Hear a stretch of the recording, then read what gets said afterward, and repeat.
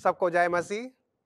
हम धन्यवाद देते हैं परमेश्वर को कि परमेश्वर ने ये मौका दिया है कि हम सब एक साथ में परमेश्वर का वचन को अध्ययन कर सकते हैं।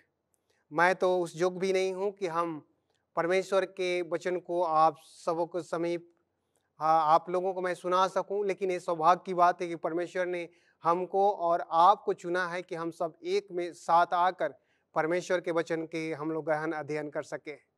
जहाँ पर भी आप हैं, आप सबों को मैं तहे दिल से स्वागत करते हैं कि आप सब हमारे साथ में जुड़े हैं और परमेश्वर का वचन को अध्ययन कर रहे हैं। आइए हम सब परमेश्वर के वचन में जाने से पहले आप सबों से निवेदन करते हैं कि अपने सिर को आप लोग झुकाएं और हम सब एक साथ मिलकर परमेश्वर का प्रार्थना करेंगे। स्वर्गीय पिता, हम धन्यवाद देते हैं प्रभु आपके प्रेम और अनुग्रह के लिए। आप परम प्रधान परमेश्वर हैं, आप हम सबों को मन हृदय को जानते हैं और जिस तरह से इस समय हम प्रार्थना करते हैं प्रभु कि आप आशीषित करें, अपने पवित्र आत्मा उड़े लें और होने दे प्रभु कि जो कोई भी इस वचन को सुन रहे हैं प्रभु, देख रहे हैं प्रभु, होने दे कि हम सब आपके प्रेम और अनुग्रह और आपके पवित्र आत्मा के द्वारा आशीष पाकर आपका जय जयकार करने के जो बन सके। सारे आदर महिमा देते हुए प्रभु आगे के समय को आपके हाथों में समर्पण करते हुए ये दिन इन प्रार्थना आपके प्रिय पुत्र यीशु के नाम से मांगते हैं, आमीन। धन्यवाद देते हैं क्योंकि आज परमेश्वर ने फिर से एक मौका दिया है कि हम आप सबों के समीप आप लोगों संगति में आकर परमेश्वर का वचन को हम लोग गहन अध्ययन कर सकते हैं। आज हम सब देखेंगे कि किस तरह से परमेश्वर जो है हम सबों को कौन सा वचन दे रहा है कि उसमें हम सब मजबूती से आगे बढ़ सकते हैं। आइए आज जो हम लोग सीखेंगे इसमें इस तरह से है और आज का विषय है कि परिवार को मजबूत करने के 6 व्यवहारिक तरीके। हम अपने परिवार को किस तरह से मजबूत कर सकते हैं, हम अपने परिवार को परमेश्वर में किस तरह से बढ़ा सकते हैं, हम अपने परिवार को परमेश्वर में किस तरह से ला सकते हैं, परमेश्वर में किस तरह से हम सम्मिलित कर सकते हैं। इसके 6 जो व्यवहारिक तरीके हैं उसको अपना सकते हैं और हम अपने परिवार को एक साथ में परमेश्वर के संगति में ला सकते हैं। आप जानते हैं कि ये हमारा परिवार और आपका परिवार एक अनमोल जो है, एक अनमोल उपहार है जो परमेश्वर ने आदन की बगीचा में दिया था। और ये जो अनमोल जो उपहार है परमेश्वर ने इसलिए दिया था कि हम सब एक साथ परमेश्वर में जीवन व्यतीत कर सके। आप देखिएगा जब आदन के बगीचा में जाइएगा तो परमेश्वर ने वहां पर 2 उपहार दिए थे। एक उपहार परिवार का और दूसरा बड़ा उपहार था वो था पवित्र विश्राम दिन का, और 2 चीज दिया है। लेकिन ये दिलचस्प बात है कि परमेश्वर ने जो हम सबों को तोहफा दिया था उसको शैतान बिगाड़ने में कामयाब रहा। शैतान कभी नहीं चाहा कि वो जो तोहफा है वो परमेश्वर में अगुवाई में निरंतर बढ़े, लेकिन वो जो है जो तोहफा मिला था उसको जो शैतान है उसको बिगाड़ने की कोशिश किया। हम एक वचन पढ़ेंगे और परमेश्वर का वचन कहता उत्पत्ति 2:23 कहता है कि 2:23 में लिखा है, परमेश्वर का वचन कहता है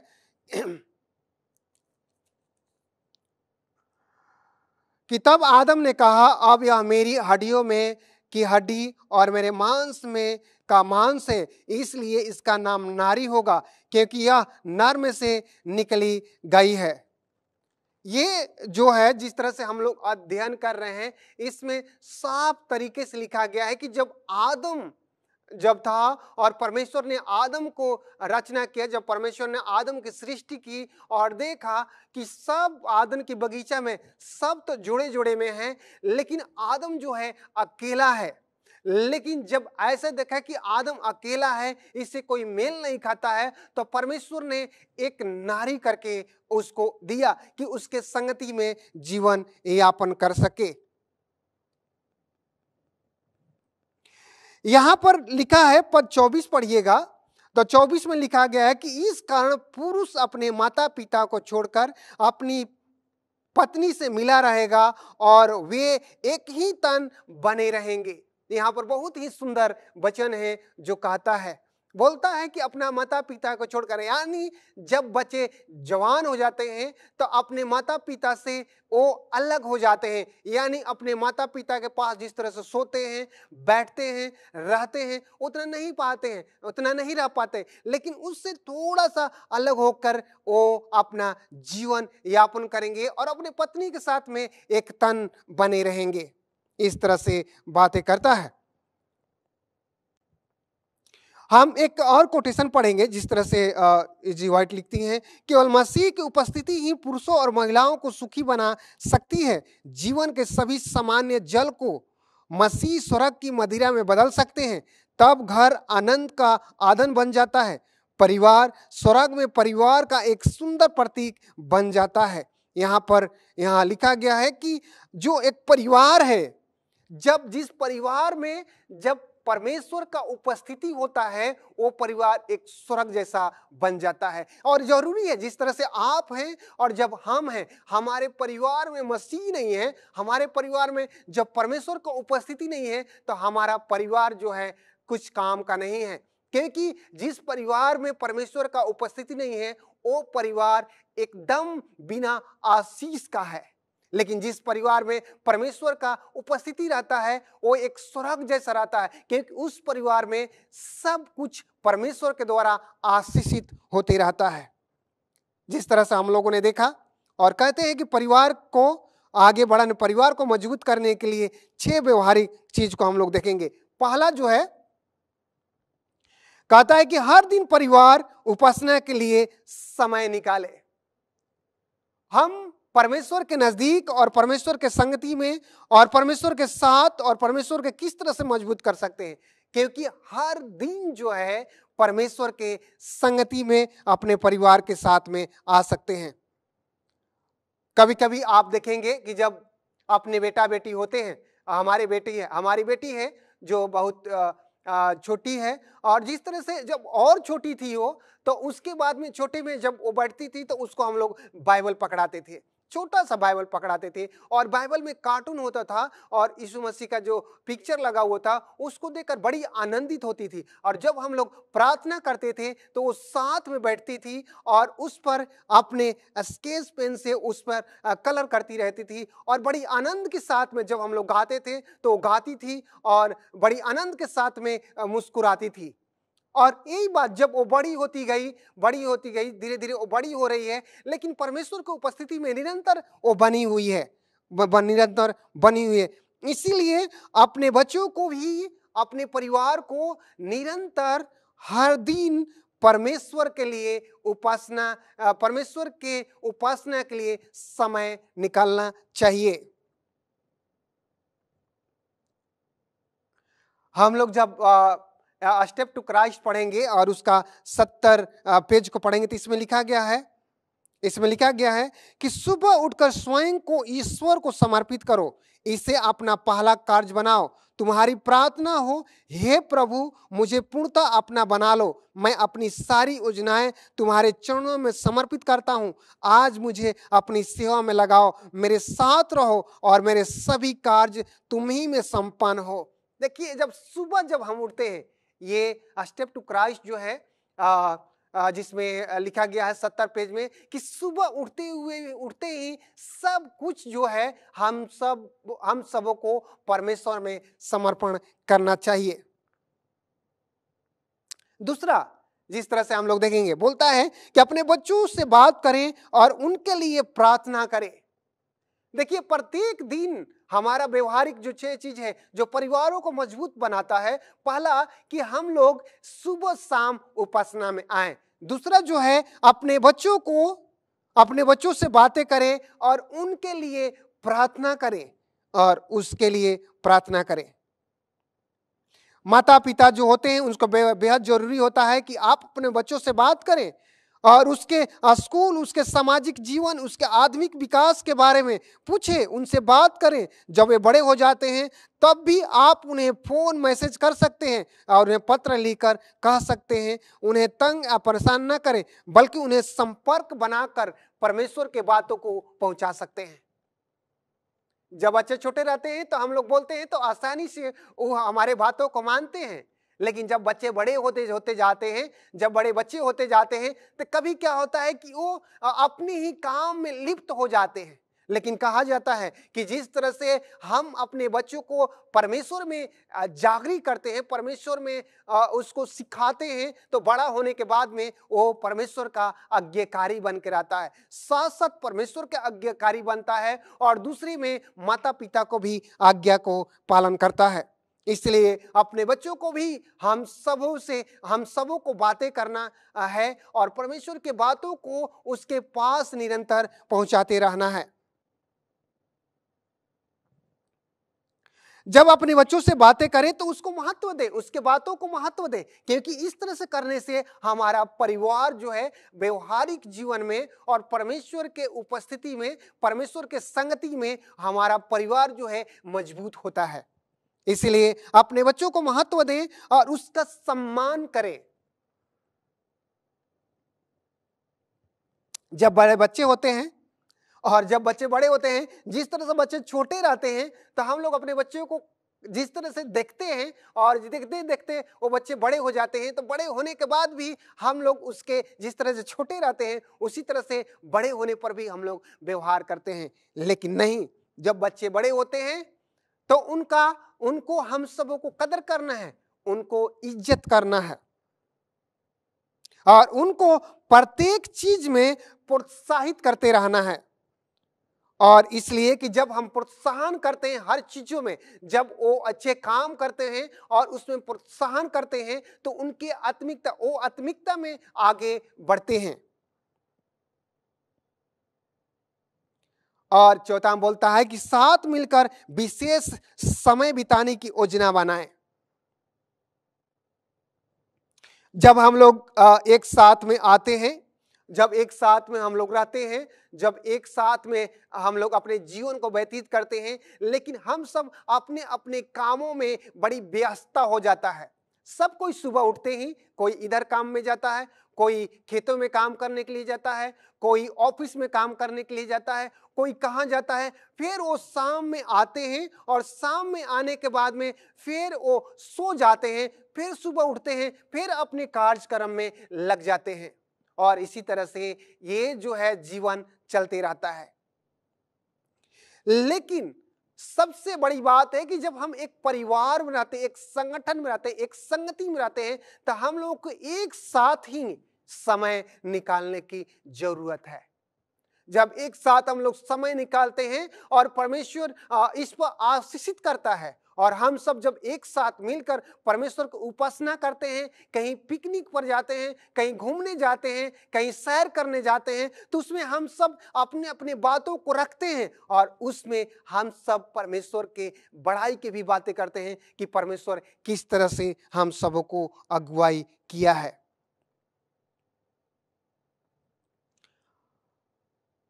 परिवार जो है वह परमेश्वर कहता है कि साथ मिलकर कुछ आध्यात्मिक गतियों की योजना बनाए, जैसे साहित्य बांटना, नर्सिंग होम और अस्पतालों में गाना, दूसरे के लिए मिलकर कुछ करना शैतान के प्रलोभनों से बचाव का एक बेहतरीन उपाय है।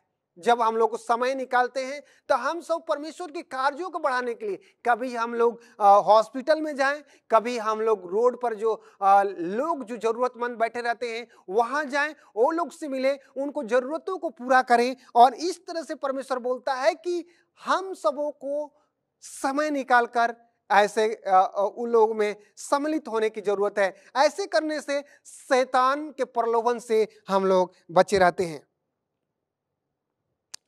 और पचा वह परिवर्तन स्वयं बने जो आप देखना चाहते हैं।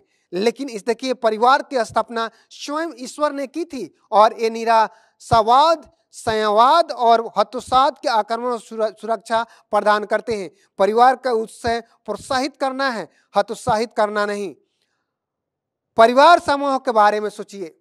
जब हम अपने परिवार के विषय में सोचते हैं तो परिवार के समारोह के बारे में हम सबको सोचना चाहिए। सदस्य को नाराज नहीं करना चाहिए। जब नाराजगी जब होता है तो परिवार में मिलकर उसको निपटाना चाहिए। इसी तरह से आप जब देखिएगा परिवार जो है, जब हम लोग परिवार में रहते हैं तो एक दूसरे का रक्षक भी हम सबों को बनना चाहिए। जब हम एक दूसरे का रक्षक बनते हैं, एक दूसरे का जब प्रोत्साहित करते हैं, तब परमेश्वर के आत्मिकता में हम लोग बढ़ते हैं। आजकल जो परिवार है, जो भाई भाई जो है, भाई भाई में नहीं बन रहा है। आप देखिएगा कि छोटा परिवार है तो पत्नी और पति में नहीं बन रहा है। आप देखिएगा कि भाई बहन में नहीं बन रहा है। आज देखिएगा कि माता और पिता दोनों जन में नहीं बन रहा है। ये जो परिवार है पूरे विखंडित हो गया है। इसलिए परमेश्वर बोलता है कि ये परिवार विखंडित करने में ज्यादा शैतान का हाथ है। हम लोग शैतान को जो है ज्यादा जगह दे देते हैं और इसीलिए ये परिवार जो है विखंडित होने लगता है। जिस परिवार में परमेश्वर का उपस्थिति है वो परिवार स्वर्ग के समान होता है। थोड़ा सा अनबन भी होता है, थोड़ा ऊंच नीच भी होता है, तो लेकिन जब एक साथ में लोग रहते हैं तब परमेश्वर आशीषित करता है। एक वचन मैं पढ़ूंगा, होशे 2:19 जब हम पढ़ेंगे तो इसमें लिखा है कि मैं तुझे सदा के लिए अपने साथ ब्याह लूंगा। हाँ, मैं तुझे धर्म और न्याय और करुणा दया के साथ ब्याह लूंगा। देखिए ये जो वचन लिखा गया है, ये देखिएगा होशे का पुस्तक आप पढ़िएगा तो उसमें लिखा गया परमेश्वर जो है ये इजरायली के विषय में बातें कर रहा है। देखिए परमेश्वर जो है इजरायली लोग जिस तरह से परमेश्वर इजरायली लोग को जिस तरह से प्रेम करता था, लेकिन बार बार जो है वो परमेश्वर से दूर भाग जाते थे। आप याद कीजिएगा जब मिस्र देश से जब इजरायलियों को अपने लोगों को निकाला और लाल समुद्र से जब पार किया, आप सोच सकते हैं कि लाल समुद्र को कैसे वो लोग पार किए होंगे। हम तो कभी कभी सोचते हैं तो हमारे मन में घबराहट होता है, क्योंकि हम सोचते हैं कि वो समुद्र था और उसके तट पर लोग गए। लोग सोचने लगे कि पीछे से राजा का सेना है और दोनों तरफ से पहाड़ है, हम किधर जाएं। लेकिन परमेश्वर ने वो लोग का रास्ता खोला। कभी कभी हम सबों को लगता है कि हमारा जीवन किस तरह से है। हम भी सोचते हैं कि हमारे जीवन में कितना दुख है, तकलीफ है, हमारे परिवार में कितना दुख है, हमारे परिवार में एक दूसरे का मत नहीं मिल रहा है, हम लोग एक दूसरे के कितना दुश्मन हो गए हैं। लेकिन जब हम परमेश्वर के साथ में आते हैं, परमेश्वर के संगति में आते हैं, तब परमेश्वर हमारे और आपके लिए रास्ता खोलता है। परमेश्वर उपाय करता है, परमेश्वर योजना बनाता है। हम खुशी के साथ में ये कहना चाहते हैं कि जब भी हमारे जीवन में दिक्कत होता है, हमारे परिवार में दिक्कत होता है, तो मैं घुटने में आता हूं और घुटने में आने के बाद में हम प्रार्थना करते हैं कि हे परमेश्वर, जो भी अनबन है परमेश्वर आप उसको निवारण करें, शांति दे, कि इस घर में शांति हो। हम समझते हैं कि ये जो है जिस तरह से ये हुआ है, हम शायद आपसे दूर हो गए हैं, इसीलिए ऐसा हुआ है। आप परमेश्वर शांति दे, ये सबसे जरूरत है। आप देखिएगा, और जिस तरह से मैंने बातें कर रहे थे कि जैसे ही वो लाल समुद्र के सामने गए, वो कुछ उपाय नहीं था, लेकिन परमेश्वर ने उपाय किया। और वो देखिए दोनों तरफ से पानी था, दोनों तरफ से पानी का बौछार था, एकदम दोनों तरफ से पानी लगे हुए थे, और बीच में उनके लोग जो है सूखे जगह में पार कर गए थे। ये बड़ी ही अद्भुत चमत्कार परमेश्वर ने अपने लोगों के लिए किया। हम जानते हैं कि जब हम परमेश्वर के संगति में रहते हैं, हमारा परिवार ही नहीं बल्कि हमारा जीवन आनंदमय होता है। हमारा परिवार ही नहीं बल्कि हमारा जीवन जो है आनंदमय होता है। और जब देखते हैं उत्पत्ति का पुस्तक में हम पढ़ते हैं, उसमें देखते हैं कि कैन और हाबिल का जब उसमें कुछ हम पढ़ते हैं तो इसमें कहते कैन से जब परमेश्वर ने पूछा कि हाबिल कहाँ है, तो कैन ने बोला, क्या मैं अपने भाई का रक्षक हूं? उसका उत्तर मसीह ने दिया है, क्योंकि उसने सभी में रुचि दिखाई। यह बात कलीसिया परिवार पर भी लागू होती है। हम 2 करोड़ से ज्यादा भाई बहनों वाले एक वैश्विक विचार का हिस्सा है। हर एक की जिम्मेदारी है कि इस अद्भुत विश्वव्यापी परिवार का पालन पोषण करे। हम लोग को जिम्मेदारी होता है कि हम सब 2 करोड़ से भी ज्यादा हैं, लेकिन हम सबों को ये जरूरत है कि हम लोग एक दूसरे के साथ में मिलकर परमेश्वर के आत्मिकता में निरंतर हम सब बढ़ते जाएं। ये जरूरत है। हमारे माता पिता के लिए विशेष प्रोत्साहन भरा संदेश साझा करना चाहूंगा, जिसे बच्चे प्रभु को छोड़ चुके हैं, कभी उम्मीद मत खोना। ऐसे कितने लोग जो हैं परमेश्वर को छोड़ दिए हैं। ऐसे में हम सबको उम्मीद खोने की जरूरत नहीं है। गलातियों 6:2 में पवित्र शास्त्र कहता है कि एक दूसरे के भार उठाओ, हमेशा अपनी राय पर अड़े रहने की दृढ़ मानसिकता के बजाय खुद को दूसरे के व्यक्ति की जगह रखकर शांति रहने की कोशिश करें। पवित्र आत्मा को अपने हृदय में पिघलने दें और ऐसा करने से वो आपके जीवन साथी और बच्चे के हृदय में पिघला देगा। घर को मधुर वातावरण बनाए रखें और इससे वादे का पालन करें। इसीलिए यहाँ पर एडवेंटिस्ट होम में बोलता है, पृष्ठ 8 का 18:6 में कहता है, हर घर प्रेम का स्थान होना चाहिए, एक ऐसा स्थान जहां ईश्वर का देवदूत निवास करते हैं। माता पिता और बच्चों के दिलों पर कोमल और बस में करने वाला प्रभाव डालते हैं। बड़ी खुशी की बात है कि ये वचन बोलता है हर घर में परमेश्वर का प्रभाव होना चाहिए, हर घर में परमेश्वर का प्रेम होना चाहिए, हर घर में परमेश्वर का उपस्थिति होना चाहिए। भाइयों बहनों, इस अंतिम समय में ये जरूरी है कि हम सब जो है परमेश्वर के संगति में रहें। परिवार जरूरत है, परिवार नहीं संगठित है, परिवार जब परमेश्वर में नहीं है तो हम अकेले सड़क जाकर क्या करेंगे। जरूरत है कि जब हम अपने आप को तैयार कर रहे हैं तो अपने परिवार को भी हम तैयार करें। परमेश्वर आशीषित करे जिस तरह से आज के हम लोग इस वचन पर अध्ययन करें। मैं जानता हूं कि आपने आशीषित पाया है, मैं जानता हूं कि आपके परिवार आशीषित पाया है, और मैं विश्वास करता हूं कि जब हम सब आगे बढ़ेंगे इस आज्ञाओं को मानते हुए तो हमको और आपके परिवारों को परमेश्वर आशीषित करेगा। परमेश्वर आप सबों को आशीषित करे। आमीन।